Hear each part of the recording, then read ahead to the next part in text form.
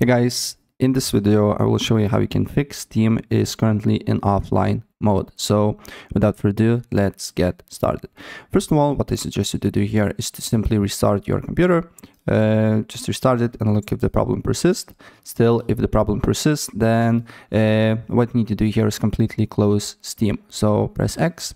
On your system tray should be no Steam apps here, or just go to Task Manager, search for Steam, and then here just end all the tasks related to Steam, right?